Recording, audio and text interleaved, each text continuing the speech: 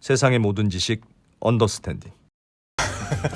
네, 언더스탠딩을 시작하겠습니다. 날로 발전하는 AI의 기술력을 지금 보고 계십니다. 야, 움직이시죠? 말이고 위로 올라가기도 하고. 이 프로는 지금 회의가 조금 늦어서 뛰어오고 있습니다. 그래서 일단 저만 시작하고 조금 있으면 AI가 진짜 사람으로 바뀌게 될 것 같습니다. 오늘은 뭐 기분도 좋은 금요일이니까 재밌는 거 두 가지를 준비했습니다. 하나는 권순우 취재팀장, 뭐든지 항상 재밌게 얘기해 주시는 분이죠.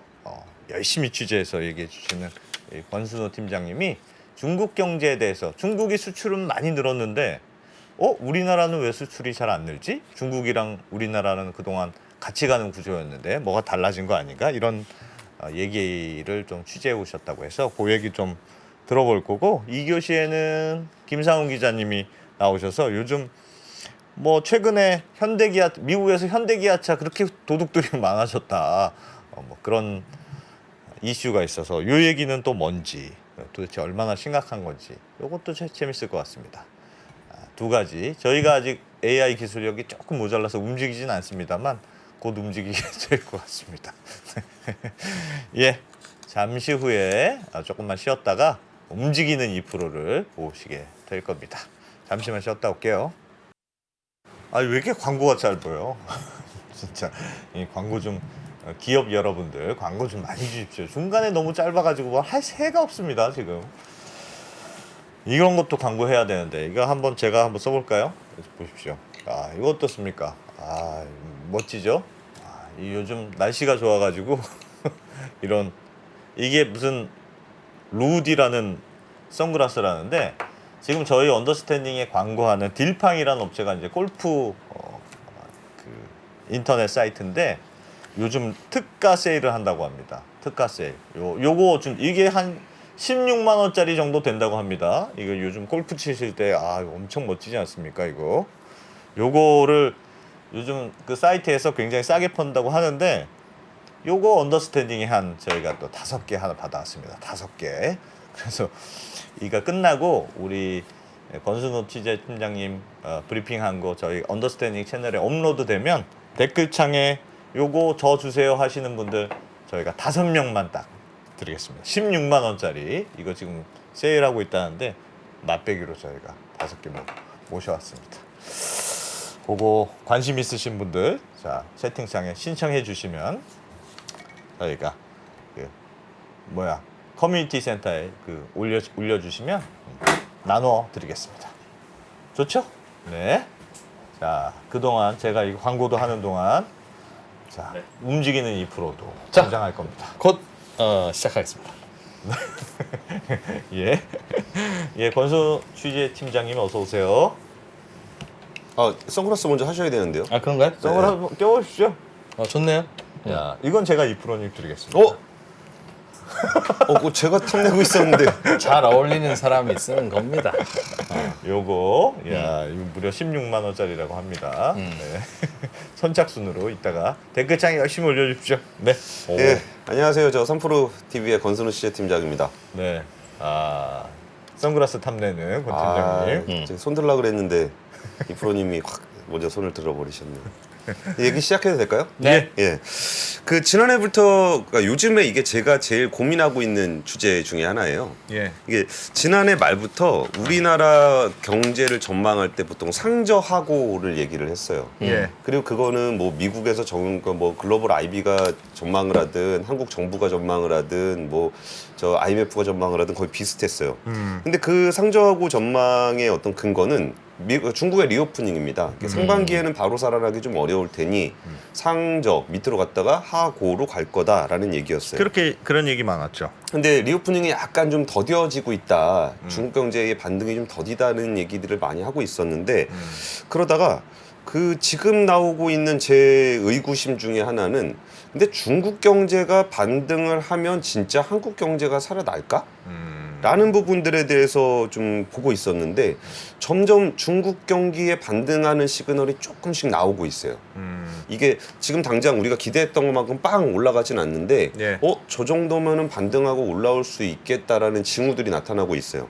근데 그래도 우리가 먹을 게 없는 것 같은데? 음. 라는 좀 쎄한 느낌들이 있다는 거죠. 예. 그 내용들을 한번 살펴볼게요. IMF가 얼마 전에 세계 경제 성장률 전망을 내놨어요. 그래갖고 보면은 세계 경제 성장률을 이제 이전보다 한 0.1% 포인트 낮췄습니다. 근데 보면은 선진국은 플러스 0.1이고 미국은 플러스 0.2예요. 여기 중국은 안 나오는데 중국은 플랫입니다. 중국은 한 5.2 정도였던 것 같은데 예. 그럼 중국은 5.2로 플랫이고 미국은 좀 더 경기가 좋은데 왜 우리는 마이너스 0.2냐고요. 그러니까 이거 기본 구도를 보면은 우리가 중국에 수출하고 중국이 미국에 수출하고 그러니까 미국의 소비가 좋으면 중국에서 수출을 많이 하고 중국에서 물건을 만들 때 한국의 중간재가 중국으로 간다. 예. 요게 글로벌 원래 서플라이 체인의 공식이었는데. 공식이잖아요. 근데 이게 아닌 모습이 좀 나타나고 있는 거예요. 그리고 이거를 어떻게 봐야 되지? 라고 하고 있는데 얼마 전에 추경호 경제부총리가 IMF 총회 갔다 오면서 뭔 얘기를 했냐면은 중국 경제 활성화 효과가 아직 우리나라에 미치지 않고 있는 것 같다. 뭐 요거까지는 오케이. 예. 시차를 두고 반영은 되겠지만 여기까지도 오케이. 과거처럼 대중국 흑자가 굉장히 많이 나던 시대는 지난 것 같다. 라고 얘기를 했어요. 예전 같진 않다 뭐가. 예. 그러니까 중국에 살아나도 우리가 그렇게 재미를 보지 못할 것 같다는 얘기죠. 근데 그리고 나서 좀 너무 뭐라 그럴까? 뭐 이분 경제부총리잖아요. 예. 근데 뭐 이렇게 관전평을 하시면 안 되잖아요. 그럼 우리가 어떡하냐. 네. 네. 이런 얘기가 이제 궁금했던 겁니다. 그래가지고 왜 이런 식의 얘기들이 나오는지를 좀 살펴보면서 그럼 우리의 좀 가능성이 있는 거를 뭔지를 이렇게 산업별로 하나씩 한번 짚어봤어요. 지금은 반도체 얘기만 나오고 있지만 그럼 반도체가 잘 안 되면 그러면은 우리는 뭐 하지? 반도체 가격이 요즘 떨어져서 중국으로 반도체 가는 게 많다면서요. 예. 우리 뭐 한 수출의 40%가 중국으로 가는 거라고 들었는데 반도체의 경우에. 반도체의 40%. 네. 그러면 반도체 가격이 떨어졌으니까 뭐 중국에 수출을 많이 해서 많이 사가도 예전보다는 싼 가격으로 매출이 잡힐 테니 예. 그래서 떨어진 거 아닙니까? 뭐 그 수량 기준으로 그런 얘기를 하긴 하는데 네. 뭐 창고에 있는 재고만 해도 엄청납니다. 나가지 못한 것도 엄청 많이 있고 여기서 반도체 얘기는 제가 오늘 웬만하면 안 할 거예요. 예. 반도체는 상수인데 이게 우리가 생각했던 것만큼 안 된다는 얘기잖아요. 그래서 지금 아마도 이제 안 기자님 이야기는 예. 중국이 한국 제품을 안 쓰기 시작하는 거냐, 뭔가 이제 트렌드의 변화냐, 아니면 쓰는 포트폴리오와 물량은 똑같은데 많이 사가던 반도체가 가격이 떨어지는 바람에 이 썸이 줄어들어서 그렇지. 줄어든 걸로 보이는 거냐. 아, 이게 해석 잘 해주네. 그 질문입니다. 그 질문. 예, 제가 단도직입적으로 말씀드리겠습니다. 예. PQ 어. 가격도 떨어지고 물량도 떨어지고. 물량도 떨어졌다. 네, 그러니까 이제 박살이 난 거죠. 네. 그러면은 이제 중국 경제가 좀 어느 정도 회복되는 징조가 나타나고 있느냐라고 본다면 예. 최근에 나온 지표들에서는 그런 흔적들이 많이 나와요. 대표적으로 부동산이 중국 경제의 핵심이잖아요. 네. 근데 워낙 그동안 부동산이 좀 안 좋았는데 부동산이 안 좋으면 다양한 문제가 있죠. 일단 사람들 기분이 안 좋습니다. 그럼 소비를 안 하고 내수 경기가 안 좋고 금융회사들은 연체라든지 부도 위험에 좀 노출이 될 수가 있고 이러고 이제 건설 경기가 안 좋게 되면은 거기서 하는 뭐 시멘트, 뭐 철근 이런 거 전반적으로 좀 안 좋아지는 게 있는데 네. 중국의 신규 주택 가격 지표가 17개월 만에 하락세를 멈췄습니다. 중국 부동산 지표. 예. 그러니까 이게 뭐 대단하게 경기 반등에 대해서 뭐 이렇게 확 올라갔다라고 전망하기는 아직은 좀 이른 감이 있지만 네. 쭉 내려오던 게 멈췄어요. 이게 중국의 국가통계국에서 70개 도시의 부동산 가격 변화 현황을 조사를 했거든요. 근데 이 지표에 그 70개 도시 중에 전월 대비 상승한 도시가 신규 주택 기준으로는 36개, 기존 주택 기준으로는 13개로 나왔어요. 같이 예. 한번 표 좀 볼까요? 예, 표 없습니다. 표가 없어요? 예. 뭐 보고 계시는 것 같길래. 아닙니다. 원고 보고 있었어요. 네. 예. 원고도 보고 싶다. 참. 그러니까 제가 말을 그냥 한다고 생각하시는 분들이 많은 것 같은데 다 대본 써갖고 오는 겁니다. 맞습니다. 그러니까 이게 대도시 중심으로 신규 주택 중심으로 가격이 반등하는 모습이 나타나고 있다라는 거예요. 예. 그러니까 뭐 이것 때문에 뭐 그럼 제비 왔다고 뭐 봄 왔다고 설레발 칠 거냐 그럴 것까지는 아닌데 어쨌든 이런 지표들이 좀 나오기 시작하면서 중국의 그 경기가 조금은 좀 살아나려고 하나 보다라는 게 있었습니다. 예. 그러니까 이걸 보면서 우리는 그런 생각을 했습니다. 뭐 그러든지 말든지 뭐 중국이 뭐 내수가 돈다고 우리가 뭐 받은 거 있나? 중요한 건 중국 수출이야. 예. 중국이 수출을 얼마나 잘하느냐가 중국의 수출이 살아나야 제조업이 살아나고 수출이 살아나야 우리가 된다. 네. 이런 생각을 가지고 있었는데 얼마 전에 중국 그 3월 수출 지표가 발표가 됐습니다. 예. 수출 서프라이즈가 났어요. 수출이 너무 좋아. 예. 전년 대비해서 14.8%가 늘었습니다. 근데 시장 전망치가 몇이었냐면은 마이너스 7%였어요. 오. 시장은 마이너스 7%를 전망했는데 실제 나오는 건 14.8%. 그리고 2월까지 1, 2월 더해서 마이너스 6.8%였거든요. 예. 그러니까 어마어마한 서프라이즈가 난 겁니다. 그러면은 한국은 대중국 수출이 중국 수출하고 동행하는 지표, 그러니까 지표 그래보면 똑같이 움직이거든요. 예. 그랬는데 한국의 3월 대중국 수출은 마이너스 33%였어요. 야, 이거 많이도 떨어졌네. 그러니까 이게 어떻게 설명을 할 수 있을까라고 해서 지금 그 이코노미스트들 사이에서 좀 분석들을 많이들 하고 있는데 예. 일단은 작년 3월이 상하이 봉쇄가 있었잖아요. 그래서 중국의 기저 효과가 아닐까라고 하는 게 하나 있고 또 하나는 그동안 수출 못했던 것들을 밀어낸 거 아닌가. 네. 그러면은 재고를 소진한 거니까 굳이 한국 거를 더 사갈 필요는 없잖아요. 그럴 수도 있겠네요. 뭐 요런 식의 해석들이 좀 나오고 있습니다. 예. 근데 그거를 제가 조금 더 세부적으로 살펴보다 보니까 중국의 3월 수출의 서프라이즈를 이끌었던 상대국이 의외로 동남아와 러시아였습니다. 그러니까 우리가 주로 생각했던 중국의 최대 무역 교섭국인 미국이나 이런 데가 아니라 러시아 수출이 엄청나게 늘었고 네. 동남아 수출이 늘었어요. 예. 그러면 그냥 생각해 보더라도 그러니까 러시아 수출은 136%가 늘었고 동남아 수출은 36%가 늘었습니다. 그러니까 서방 규제 받는 러시아 입장에서는 어디 수입해 올 때가 마땅치 않아요. 그러니까 중국에서 왕창 수출을 해가는 거, 그렇겠죠. 수입을 해가는 예. 건데, 그럼 요거 딱 상태를 보아하니, 이거 수출 늘어난다고 해서 우리가 먹을 게 별로 없다라는 느낌이 오는 거고, 아세안 같은 경우도 우리나라는 그래도 중간재들이 품목들이 괜찮잖아요. 네. 그러니까 어느 정도 구매력이 있는 선진국으로 가야 되는데, 이게 선진국 수출은 중국의 대미 수출은 마이너스 7.7% 나왔거든요. 그러니까 야 이거는 우리가 별로 재미를 못 볼 것 같다라는 거고 반도체 관련한 거는 정말 명확하게 나왔습니다. 한국의 수입 증가율은 마이너스 27%, 예. 대만의 수입 증가율은 23.9%로 부진했습니다. 그래서 그럼 반도체 빼고 중국 경기에서 좀 돌아서고 있는 거 중에 우리가 좀 비벼볼 만한 게 뭐가 있을까? 그래갖고 하나하나 찾다 보니까 그 중국의 공연 시장이 빠르게 회복을 하고 있다는 거예요. 네. 그 코로나19 딱 지나고서 1분기 중국 공연 시장의 총 티켓 매출액이 전년 동기 대비 111% 증가했다. 예. 그리고 여기서 관객 수가 143% 증가했다. 예. 그러면은 우리도 콘텐츠 예전에 우리 또 SM이 중국에서 엄청 잘 나갔잖아요. 네. 우리 동방신기 동생들이 가서 막 위안화를 막 긁어오지 않았습니까? 그거를 좀 기대를 하고 있는 뭐 그런 걸 한번 기대해 볼까라고 하는 게 오는 3월 지금 지났군요. 3월 20일부터 외국 공연을 받아주기 시작했거든요. 중국이. 네, 그 등록을 받아주기 시작했어요. 그래서 그런 걸 좀 기대할 수 있을까 해서 이제 중국의 어떤 그 문화 콘텐츠들이 잘 팔리고 있는지를 딱 검색을 해보니까 작년에 앨범 판매를 1위를 기록한 가수가 그 대만계 주걸륜이라는 분이더라고요. 저는 잘 모르겠는데 굉장히 네. 유명한 분이라고 하더라고요. 예. 이분이 중화권 가수 최초로 세계에서 가장 많은 앨범을 판매했다. 라 그래가지고 이게 그 주걸륜이 뭐라 그랬었냐면은 이 표현도 전 처음 봤습니다. 현재 화류는 역사적인 순간으로 화류란 표현 들어본 적 있으십니까?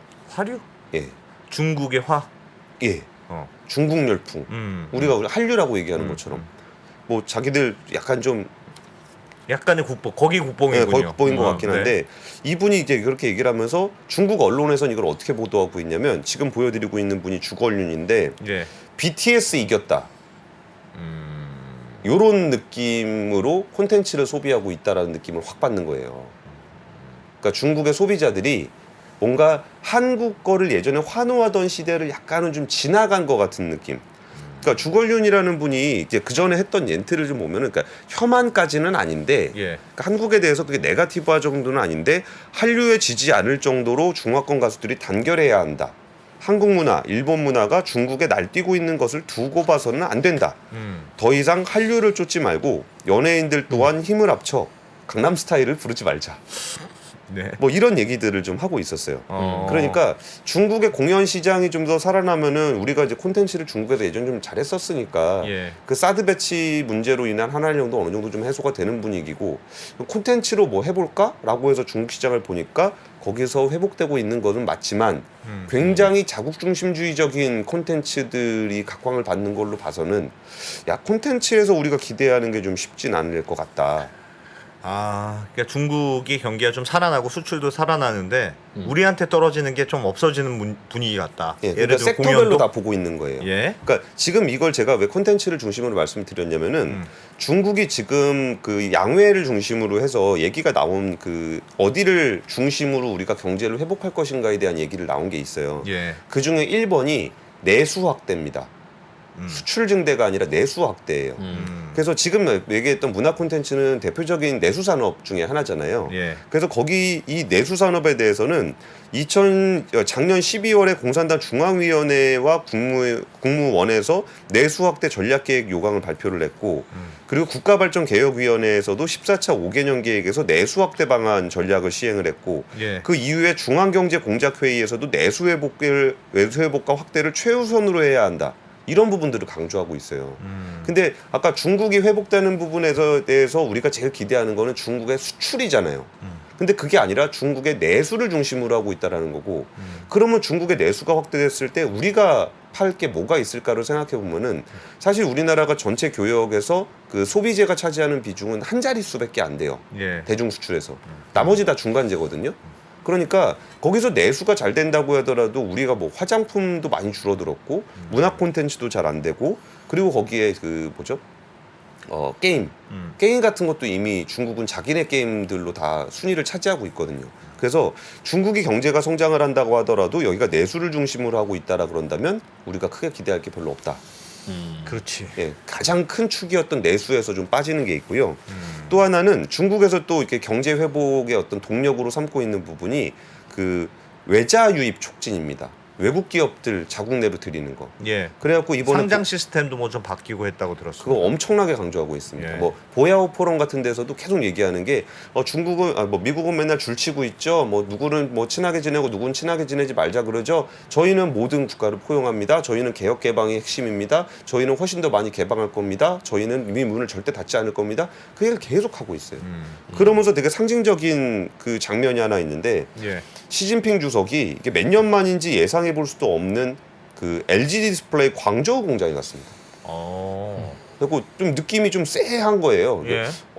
저기 우리 건데 뭐 그런 느낌을 좀 주는데 여기가 이제 LG 디스플레이에서 OLED 만드는 곳인데 여기에서 뭐라 그랬냐면은 현지의 대외 개방 추진, 제조업의 질적 발전, 기업의 과학기술 혁신 추진 상황들에 대해서 면밀하게 좀 얘기를 나눴다.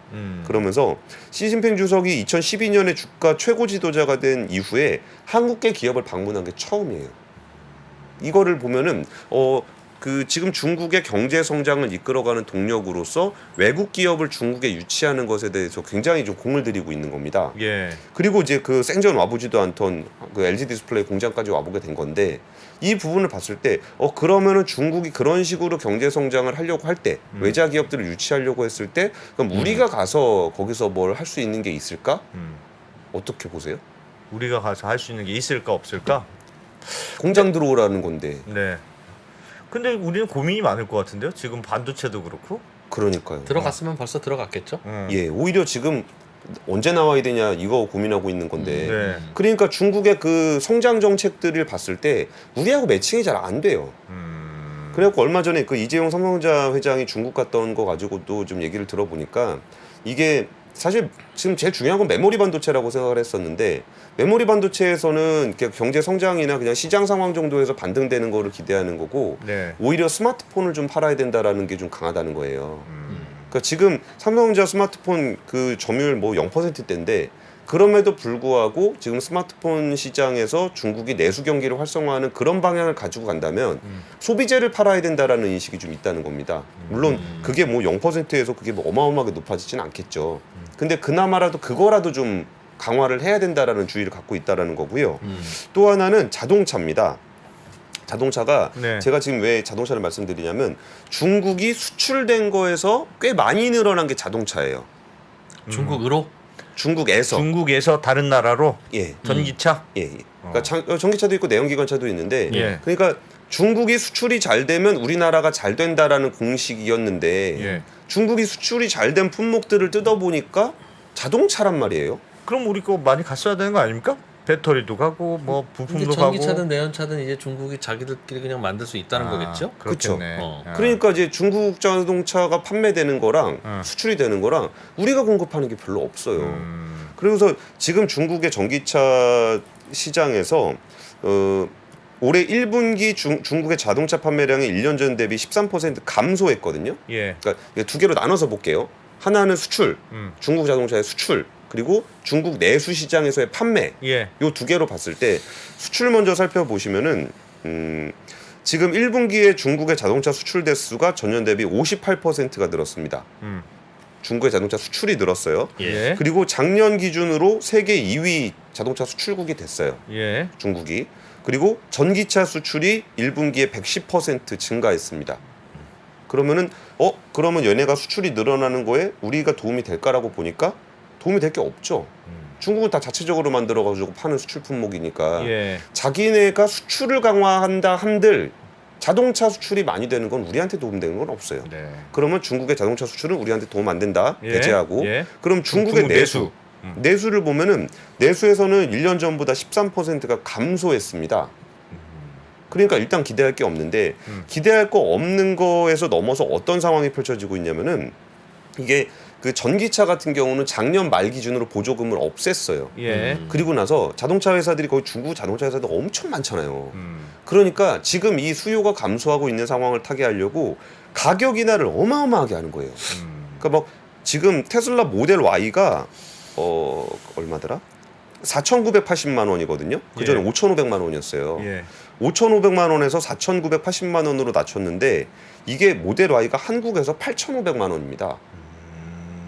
한국에서 8,500만 원인데 지금 중국에서 원래 5,500만 원으로 우리보다 훨씬 싸던 거를 싸던 걸 또 5천만 원까지 낮췄어요. 예. 그리고서 지금 뭐 BYD 같은 경우도 뭐 대당 130만 원, 170만 원 이렇게 낮추고 BMW, 벤츠 다 가격 낮추고 있습니다. 그럼 이 상황에서 우리 안 그래도 좀 예전에 현대기아차 한 10% 넘게 점유하던 건 1%대거든요. 예. 그래갖고 지금 이거 되냐 안 되냐 그런 얘기 해보고 있는데 여기 중국 내수 시장에서 우리나라가 자동차를 팔아서 뭐 할게 얼마나 없네. 팔 수 있을까? 예. 근데 그 와중에 이제 기아가 EV5라는 걸 발표를 했어요. 이건 중국향 전기차입니다. 보시면은 요게 한 투싼 정도 사이즈 정도 되는 스포티지 투싼 정도 사이즈 되는 건데 좀 편안함을 강조한 이런 중국에 참 잘 팔릴 만한 전기차를 내놨어요. 예. 이게 중국은 지금 전기차가 신차 판매량 중에 한 25% 정도를 차지하고 있기 때문에 전기차가 좀 괜찮을 수 있습니다. 근데 지금 뭐 치킨 게임 한다고 가격 빵빵 낮추고 거기 뭐 또 CATL부터 해서 배터리 회사들도 탄산 리튬 가격 떨어진다고 그냥 가격 막 낮추고 있는 상황에서 예. 우리가 여기서 중국의 자동차 산업이 뭐 잘 된들 우리가 먹을 게 있을까? 라고 생각해 보니까 그것도 그닥 도움이 되지 않는 것 같아요. 그래가지고 대한상공회의소에서 440개 수출 제조 기업을 대상으로 설문조사를 했습니다. 예. 그래가지고 중국의 리오프닝이 우리나라 경제에 어떤 영향을 줄 것 같으냐. 근데 이거 잠깐 저의 좀 자의적인 해석이 있는데 지금 보시면은 전체적으로 도움이 됨이라고 나와요. 네. 한국 경제에 미치는 영향. 예. 전체적으로는 도움이 됨. 될 것 같다. 내 생각하기에. 경영 실적에 미치는 영향은 나랑 무슨 상관이냐. 영향 없음. 예. 부정적 효과 발생. 거의 이게 60%가 넘어요. 그러니까 그 막연하게 중국이 좀 개선이 되면 우리가 좀 도움이 되겠지라는 생각들은 다들 하는데 네. 그 정작 이제 물어보는 겁니다. 그 당사자들한테. 너희 근데 회사는 괜찮니? 니네 회사들은 도움이 되니? 응. 그랬더니 뭐 그럴 때 영향 없을 것 같은데. 아니 근데 부정적일 것 같. 뭐딴 사람들은 좀 도움 된다는 거 아니야? 라고 얘기는 하고 있는데 정작 당신은 어떻습니까?라고 했더니 나는 그닥. 이런 상황들이 이어지고 있어요. 그리고서 여기에 이제 이코노미스트가 2023년 중국 전망하면서 피크 차이나 라는 용어를 만들어서 중국이 이제 성장이 이제 꺾이는 거 아니냐라는 얘기를 좀 하고 있거든요. 예. 그러니까 이 부분을 감수해 나가기 위해서 중국이 하고 있는 다양한 부양책들이 내수 경제 활성화, 외자 기업 유치, 자체적인 기술 발전 이런 것들을 쭉쭉 내세우고 있는 와중에 그러면 우리가 할 수 있는 부분들은 그다지 없다는 거죠. 그리고 뭐 예를 들어서 관광이라도 중국 사람들이 좀 와서 우리나라 와서 돈이라도 좀 써주면 네. 그러면 관광 산업이라도 좀 잘 되면 우리가 좀 기대할 거가 좀 있는 거잖아요. 예. 근데 그것도 요새 종로 가보셨습니까? 다 공실이에요. 그냥 그 종로 그냥 한복판에 있는 제일 앞에 있는 것도 다 공실이고. 가게들이. 예. 그리고 그 우리나라 서울에 있는 굉장히 유명한 호텔들이 뭐 최근 몇 년 동안 그러니까 코로나 끝나면은 관광업 잘 되고 호텔 잘 될 거라 그랬잖아요. 예. 코로나 끝나고 지금 다 문 닫았습니다. 우리가 뭐 이름으로만 들었을 때 다 있는 뭐 힐튼 호텔, 팔레스 호텔, 르메르디앙 호텔 다 없어졌습니다. 그럼 그 호텔들이 코로나가 끝나면 사람들이 많아질 거라고 생각하는데 왜 호텔 문을 닫겠어요? 중국은 돌아오지 않는다는 거예요. 관광객이 어디 다른 데로 간다는 뜻일까요? 그쵸? 일본으로 가나 일본으로? 일본으로 많이 갑니다. 네. 그리고 이제 다른 데도 뭐 많이 간다는 것 같은데 그러니까 이거를 좀 어떻게 바라보고 있는 거냐면은 그 중국 안에서도 자신들의 그 무역 상대방을 조금씩 바꾸고 있는 움직임들이 나타나고 있는 거예요. 예. 그러다 보니까 우리랑 가지고 있었던 공급망들이 좀 틀어지는 게 있는 거고 그 상황에서 우리도 여기서 좀 가야 되는 방향이 옛날 중국 거쳐서 갔었다 그런다면은 예. 지금 그 공급망이 바뀌었을 때 우리가 중국을 거치지 않고 직접 미국이나 유럽이나 동남아로 가는 그런 산업군에 대한 육성들이 좀 필요하다는 말씀을 좀 드리는 거예요. 그러면서 어떤 얘기가 이거를 또 그러면 뭐가 있을까를 그냥 아이디어 차원에서 좀 몇 가지 생각을 해봤어요. 예. 얼마 전에 제가 그 어디 배터리 공급망 쪽에 계신 그 분 사장님을 만나갖고 얘기를 나누다 보니까 지금 그 외국 우려 단체라는 게 있거든요. IRA 법안에 네. 외국 우려 단체라 그래가지고 우려 단체. 외국 우려 단체 예. 이제 국가가 아니고 단체입니다. 예. 그래가지고 얘랑 거래하면 25년부터는 보조금 안 줘. 음. 근데 얘가 누군지를 아직 얘기를 안 했어요. 우려 단체가 누군지를 얘기 안 했다. 얘기를 안 했어요. 근데 이게 되게 묘한 게 뭐냐면은 그냥 중국 기업으로 하면 되는 거 아니야? 라고 생각할 수 있잖아요. 근데 지금 미국 안에 AESC, 엔비전 AESC라는 미국의 배터리 회사가 거기 안에 있어요. 예. 그러면 얘는 뭐야?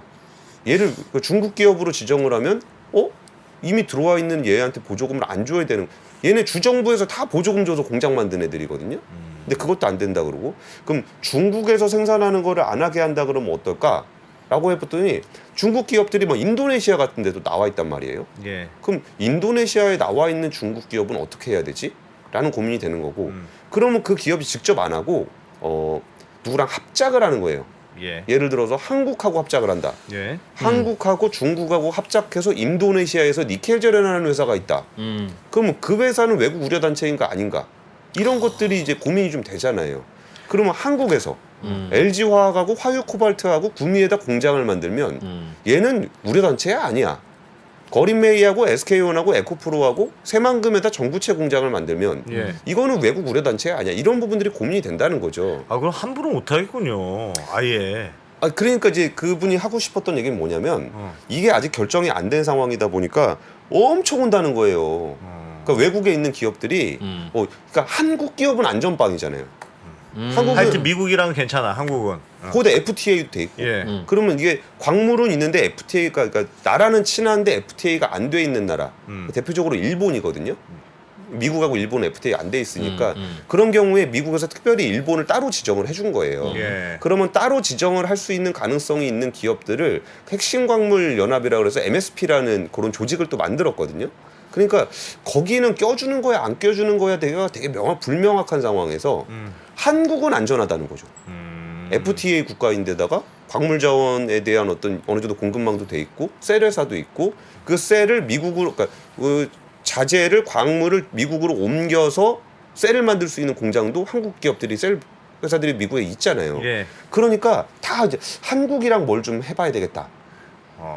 그런 움직임들이 굉장히 많다는 거예요. 배터리 업계에서. 그 공급망. 그 배터리뿐만 아니라 그 밑으로 쭉 내려가는 예, 그 공급망에서 야 지금 이렇게 뭐 이렇게 분권화되고 뭐 그러면은 이것저것 복잡한데 야 이거 한국이랑 좀 하면은 괜찮겠다라고 해서 눈치를 보면서 계속 알아보고 있다는 겁니다. 예. 과거에는 어디랑 했던 기업들일까요? 아, 그게 대부분 주로? 이 공급망은 그냥 중국이 다 가지고 있었다고 보시면 돼요. 그냥 예.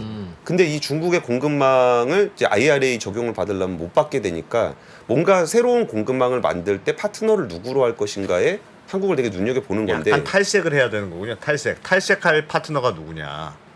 탈색이라기보다 그냥 진짜로 바꾸는 거예요. 음. 진짜로 바꾸고 싶어 하는 거예요. 주로 어떤 업종에서 그래요?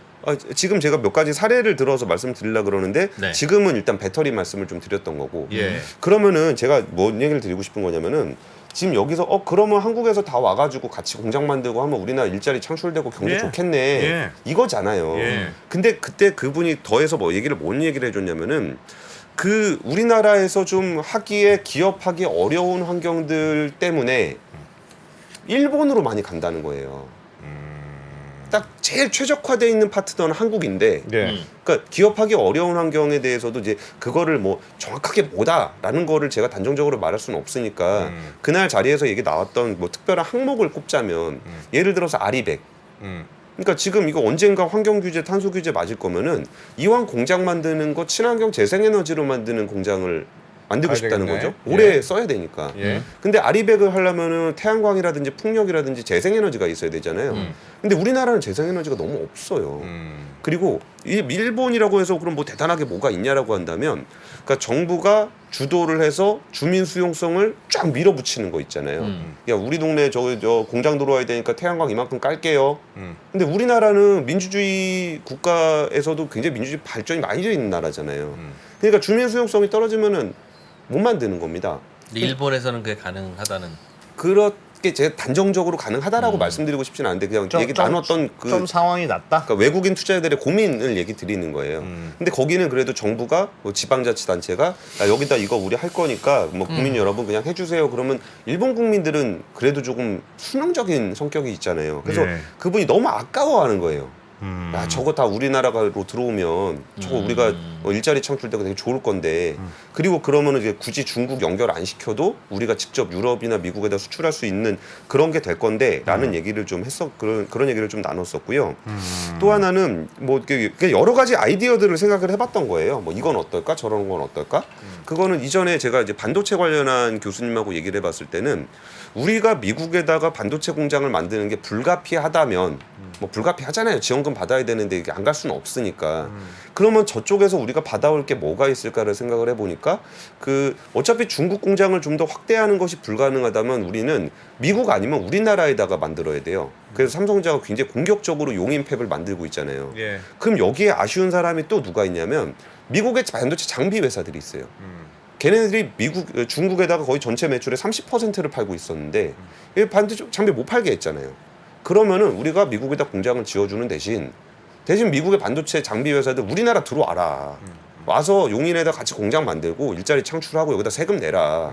그러면 거기도 이제 우리나라 반도체에다 장비 공급하면서 할 수 있는 여지가 생긴다라는 거죠. 그러니까 그 공급망이 예전에 이렇게 글로벌 공급망이 재편되고 있는 거를 우리를 중심으로 끌어당길 수 있는 이런 부분들은 어떨까? 라는 생각을 또 하나 해본 거고 또 하나는 이 부분도 그러니까 이런 거 하나하나가 다 부작용들이 있어요. 예. 뭐 이게 무슨 주민들은 그냥 뭐 나라에서 시키는 대로 다 하라는 거야? 뭐 이런 것들이 있죠. 예. 그리고 예를 들면 그 얘기도 했었어요. 금융허브 같은 경우에 홍콩을 지금 중국에서 확 때려버리니까 예. 그 홍콩 엑소더스가 나고 있다라는 거예요. 금융 쪽에서. 근데 거기가 대부분 싱가포르로 갔다는 얘기까지 많이 들어보셨을 거예요. 네. 근데 싱가포르에 갔더니 싱가포르에서는 너무 많이 들어온다는 거예요. 그래갖고 오히려 허들을 높여버렸다는 겁니다. 그리고서 그 회사들이 이제 고민하고 있는 게 그거 아시아권에서 홍콩, 싱가포르 그 다음은 한국, 일본이에요. 그럼 한국에 들어올까 생각하다가 이게 답이라는 말씀을 드리는 게 아니라 정말 그냥 우리가 이런 생각도 해보자는 거예요. 그래서 그분이 해주셨던 얘기가 뭐냐면은 그 외국계 금융기관들이 여기 왜 안 들어와요? 그랬더니 그 친구들이 월급을 많이 받는데요. 그러니까 월급을 많이 받으니까 우리나라의 어떤 소득세율이 위로 올라가면은 꽤 높아집니다. 그러니까 나 그 직원들이 싫어한다는 거예요. 그래가지고 그거보다 좀 더 낮은 동경으로 가고 있다는 거예요. 그래서 했던 아이디어가 뭐였냐면은 그럼 외국계 그 지구 조정해가지고 그 지구에 조성돼 있는 걔네들은 좀 소득세율을 낮춰주면 어떻겠느냐. 그럼 당연히 반발이 있죠. 이게 그럼 내국인들은 돈 많이 내라고 그러고 네. 세금 많이 내라고 그러고 쟤네는 안 내냐. 그러면 그 말도 분명히 일리가 있습니다. 예. 근데 얘네가 안 들어왔으면 걔네는 100원이 됐던 1000원이 됐던 많이 냈던 세금을 안 낼 애들인데 그런 식으로 들어오면은 조금 낮춰주더라도 일자리 창출도 되고 세금도 내고 하지 않겠느냐. 예. 그러니까 이런 식으로 뭔가 이게 좀 공급망 재편이 되고 있을 때 우리로 들어올 때 허들이 뭐가 있는지를 살펴보면서 이 여기에서 지금 이제 공장 짓고 투자 받고 하면 그게 10년 후, 20년 후 우리나라의 어떤 공급망적인 그 변화의 시작인 거잖아요. 예. 그럼 지난 한 10년, 20년 동안 있었던 중국을 중심으로 해서 연결됐던 우리나라의 공급망이 약해지고 있다면 그 약해지는 게 단순히 우리가 약한 게 아니라 전반적으로 판을 다시 짜고 있는 상황이라면 우리는 이 판 안에서 어떤 포지션을 가져야 되고 이 판을 포지션을 갖기 위해서 누구와 협력하려고 할 때 허들이 되는 부분들이 뭐가 있는지를 한번 그러니까 이게 정답이라는 게 아니라 한번 같이 고민을 해보자. 야, 큰 변화네요. 그거는 매우 우리가 그동안은 중국 옆에 붙어 있어서 마침 중국이라는 큰 시장이 있어서 좀 마음에는 안 들어도 이거 얼마나 많이 팔 수 있어. 화장품 한번 사기 시작하면 막 끝도 없이 사가고 그렇죠. 영화 한번 대박 나도 그냥 끝도 없이 보고 막 쫙 관광 들어와서 여기서부터 여기까지 주세요. 그러고 싹 사가고. 그게 점점 없어져 간다는 뜻이니까. 그렇죠. 그럼 그 다음 산업은 뭐냐? 아까 추경호 부총리가 얘기했던 것처럼 그 예전부터 대규모 흑자를 기대하기는 어려울 것 같다. 야, 그럼 그 다음 우리는 어떻게 하냐? 그 문제에 대해서 지금 이렇게 그냥 각 산업별로 석유화학 보더라도 석유화학 제품도 중국에 대한 수출 많이 줄었거든요. 네. 근데 그 요인을 보면은 중국의 석유화학 내수율이 엄청나게 높아졌어요. 옛날에 우리 거 갖다 쓰다가 자기네들이 그냥 공장 짓고 막 하고 있거든요. 그러니까 그런 부분들 그러면 우리나라 석유화학은 어느 쪽으로 진화를 해야 되지? 어느 쪽으로 다시 매출처를 만들어야 되지? 어떤 제품에 집중을 해야 되지? 라는 부분들에 대한 고민을 하게 되는 겁니다. 그러면 석유화학 제품이라 그러면 예를 들어서 재활용, 네. 플라스틱 리사이클링도 석유화학 사업이잖아요. 그러면 그런 걸로 해가지고 리사이클링 사업을 바꾼 다음에 미국이나 유럽에서는 플라스틱 회사들이 재활용 플라스틱을 요구하는 수요가 굉장히 높아요. 뭐 SK 지오센트릭 같은 경우에 아직 공장도 안 졌는데 주문 지금 이미 들어오고 있습니다. 그러니까 그런 부분들로 한번 재편을 해보면 어떨까? 그럼 거기서 생겨나는 허들은 뭐가 있을까? 이런 것들에 대한 고민을 좀 진지하게 해봐야 될 것 같다라는 겁니다. 알겠습니다. 유럽이나 미국인 혹은 뭐 동남아시아인들의 소비가 달라지지는 않을 거고 자동차든 그게 뭐 휴대폰이든 뭐든 다만 그거를 이제 제조하는 나라가 달라질 수는 있다. 특히 중국과 미국의 갈등 때문에 그런 변화 같은데 그러면 중국이 만들어내던 걸 어디서 만드느냐를 일단 찾아야겠네요. 그래서 그쵸. 거기랑 우리랑 손잡도록 노력을 해야 되겠네요. 그리고 우리가 만들 수도 있죠. 예를 들어서 배터리를 예로 든다면 예전에 광산에서부터 이렇게 올라오는 사이클들이 있잖아요. 광산부터 재련해갖고 뭐 만들고 올라오는 거 있잖아요. 근데 새롭게 만들어지고 있는 배터리 리사이클링 사업 이런 것들은 광산이 없어도 할 수 있는 거잖아요. 그러니까 이 공급망은 새로 만들어지는 거거든요. 그런 것들을 우리가 좀 선점해서 우리나라에는 뭐 전구체 회사, 양재 회사도 있으니까 리사이클링해서 좀 잘하면은 뭐 해외에 있는 배터리를 우리 쪽으로 수입할 때 근데 그 폐배터리 수입한다 그러면 이제 좀 불안한 것도 있고 막 그런 게 있잖아요. 그럼 그런 게 또 허들이 될 겁니다. 예. 그럼 거기에 대해서 좀 우리가 어떻게 해야 그 산업을 우리를 중심으로 돌아가게끔 할 수 있는지 그리고 하게 된다면 이거를 조금 부작용을 감수하고도 우리가 밀어붙여서 갈 수 있는 추진력이 있는지 뭐 이런 부분들에 대해서 고민이 좀 필요하다는 겁니다. 큰 숙제를 하나 고민을 던져주시네. 중국만 바라보고 있다가는 큰일 난다. 그러게요. 다른 데서 좀 갖고 와야 되는데. 미국이 중국이 빠진 것만큼 다 사줄까? 다 안 사줄 것 같은데. 어? 중국이 요만큼 빠졌는데 그만큼 미국이 다 사준다구나. 뭐 그러면 그래. 그럼 우리는 미국이랑만 친하면 돼. 이렇게 될 텐데. 그러니까 중국 입장에서도 과연 될까? 미국이 안 사주니까 자국민들 보고 사라는 거거든요. 네. 그런 식으로 미국이 막 여기서 교역량이 좀 딴 데로 줄어들 것 같으니까 그럼 러시아로 좀 수출을 늘려야 될까? 중국도 되게 절실한 상황인 거예요. 자기네들의 성장을 위해서. 그래서 우리도 그런 공급망 변화를 좀 면밀하게 보면서 대응해야 되겠다. 알겠습니다. 네. 중국이 만들던 제품을 누가 대신해서 만들 것인가? 거기에서 기회도 있고 그런 회사가 예를 들면 베트남 회사면 우리는 그냥 베트남 그 회사 주식을 사면 될 거예요. 우리는 그렇지. 그렇게 해서 돈 벌면 되죠. 네. 꼭 수출해야 되냐? 돈 벌면 되지. 뭐 그런 것도. 뭐 그런 거죠. 물론 일자리는 잘 안 생길 수 있겠죠. 예. 자산가인 이프로님은 그렇게 이자 받으시면 되겠지만 저같이 월급 받아야 되는 사람은 일자리가 중요합니다. 자산가입 프로. 웃긴다. 야 갑자기 전세 예. 역전. 네. 자. 네, 3프로 TV 권순우 취재팀장님 좋은 중요한 주제를 던져주시고 하시네. 요거는 또 좀 고민해보고 또 업데이트를 좀 해보시죠. 예. 네, 중요한 주제 같아요. 네, 큰일이에요 진짜 우리. 어. 이게 수출이 잘 안 되면 네, 진짜 우리 큰일입니다. 큰일이죠. 진짜 우리는 큰일입니다. 알겠습니다. 수출이 잘 되는 나라, 쉽게 얘기하면 외화가 잘 들어오는 나라와 수출할 게 없어서 외화가 잘 안 들어오는 나라는 어떤 차이가 있냐면 그게 코리아와 터키의 차이예요. 경기가 나쁘면 금리를 내리면 경기가 다시 살아납니다. 네. 그러니까 사람이 죽을 것 같으면 뭐 산소호흡기 끼고 링거 맞게 해주면 살아나는 것 같아요. 그런데 혈관이 파괴돼 있으면 링거 맞출 수가 없잖아요. 터키가 그런 상황이잖아요. 금리를 내릴 수가 없어. 그럼 외국인 투자가들이 빠져나가니까 예. 감당이 안 돼. 네. 달러 들어올 때는 없어. 근데 우리는 금리를 낮춰도 수출로 달러가 들어오니 외국인들 나가려면 나가게 되는데, 맞습니다. 그래서 사실은 굉장히 우리 목조르는 지금 이슈를 굉장히 편하게 말씀해 주신 것이다. 알겠습니다. 네. 권 팀장님. 한프로TV의 권순우 취재팀장님 고맙습니다. 예, 감사합니다. 양안 전쟁이 발생한다면 미사일과 공군기는 이쪽에서 많이 돌아다닐지 몰라도 육상전은 한반도가 불바다가 될 가능성이 더 크다고 생각합니다.